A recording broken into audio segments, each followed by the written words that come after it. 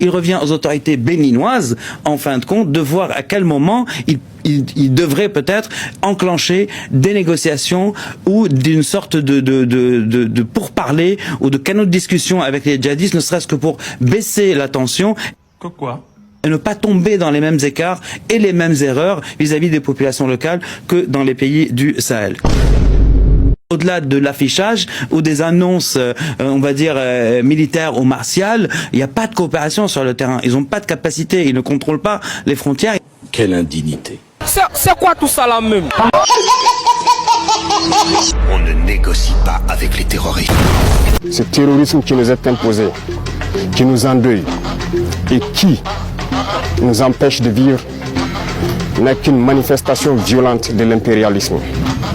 Ces impérialistes, en plus de piller nos États, en plus de nous spolier, à travers les valeurs locaux qu'ils ont mis à la tête de nos États, États d'ailleurs qu'ils considèrent comme étant leur sous-préfecture, aujourd'hui a atteint son paroxysme en nous envoyant une horde de criminels qui tuent hommes, femmes et enfants.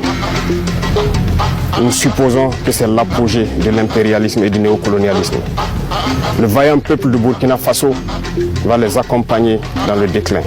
Les terroristes peuvent aujourd'hui se déplacer d'un point A à un point B, peut-être mener des attaques, mais ne repartiront pas sains et saufs parce que nous les suivons, nous les traquons jusque dans leur dernière demeure. Il est encore temps pour ceux-là qui ont été trompés, qui se sont engagés dans cette bataille, de déposer les armes. Parce que viendra un moment où il ne sera plus possible de déposer les armes. Aujourd'hui, nous avons compris et les peuples ont compris qu'il faille s'unir. Et nous invitons tous les autres Africains, tous ces peuples brimés, à pouvoir s'unir pour faire face à l'adversité, à ramener la paix, la prospérité et la sécurité. Parce que nos peuples ont droit au bonheur. L'Eldorado dont nos peuples rêvent, nous pouvons le créer ici. Je lance encore un appel à ces égarés qu'il est encore temps de déposer les armes.